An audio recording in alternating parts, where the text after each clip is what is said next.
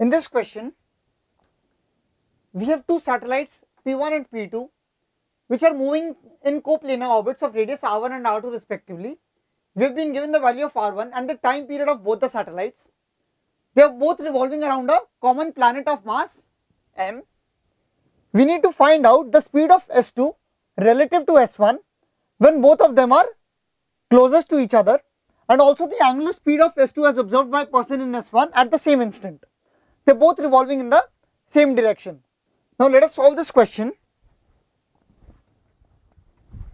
We know that the time period is equal to 2 pi R1 upon V1. This is the time period for the first satellite.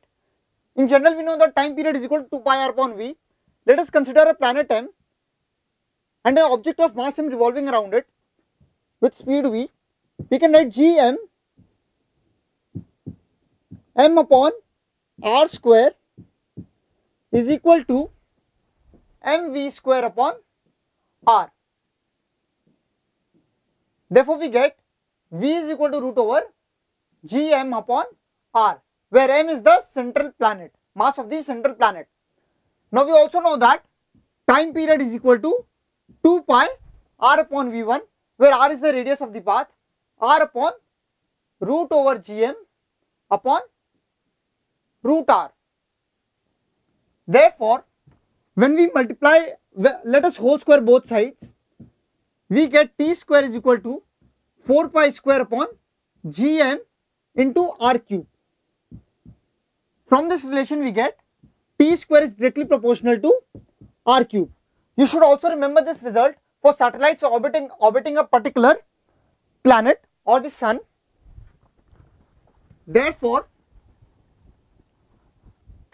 we know that since both of these are revolving around the same planet, therefore T2 square upon T1 square is equal to R2 upon R1 whole cube.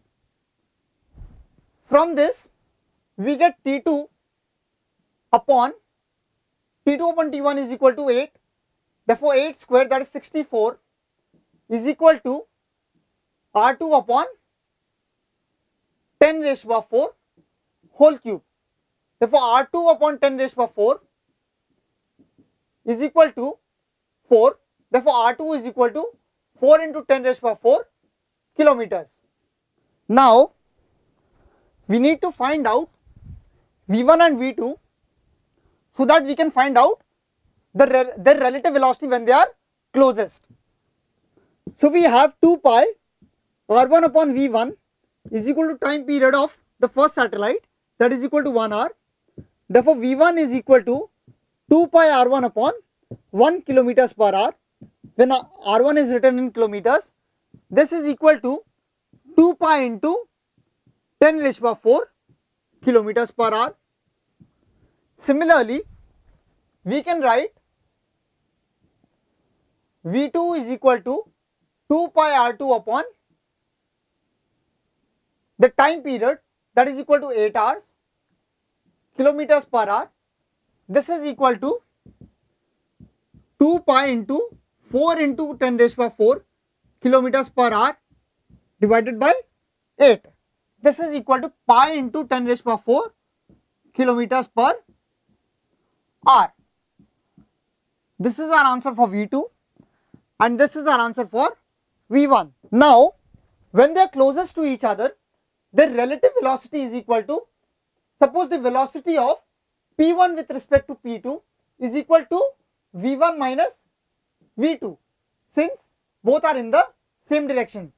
So, for finding out the answer for part A, their relative velocity when they are closest is equal to this minus this, that is equal to pi into 10 raised to 4 kilometers per hour.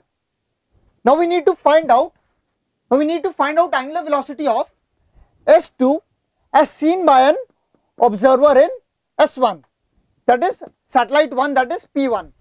Therefore, we know formula for angular velocity, omega is always equal to V perpendicular upon R. Let me explain what these terms mean. Let me write this as R dash. V perpendicular is the relative velocity in the perpendicular direction as observed by a observer in P1. V perpendicular means relative to P1, what is the velocity of P2 in the perpendicular direction, and the R is the distance between those 2 points. So we need to find out the relative velocity of P2 with respect to P1, because our observer is in P1.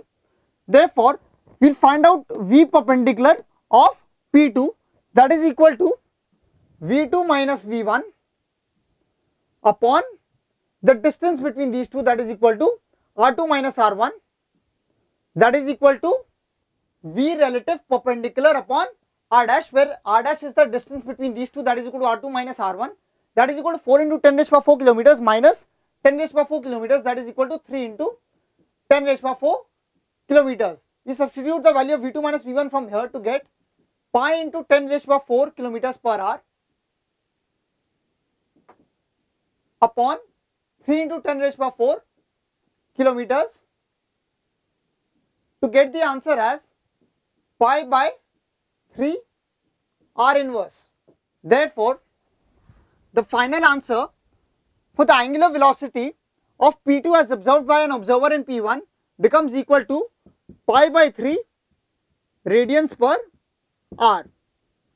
So final answer for the relative velocity when they are closest is pi into 10 raised by 4 kilometers per hour, and the angular velocity of P2 as observed by an observer in P1 is equal to V relative perpendicular upon the distance between them, that is equal to pi by 3 radians per hour. The important thing which we learned over here is that omega, the relative omega, whenever we want to find out, this is a standard formula and is equal to V relative perpendicular upon R, where V relative perpendicular means relative to the observer, what is the velocity of the object in the perpendicular direction to the line joining them, and this R dash is the distance between the two objects.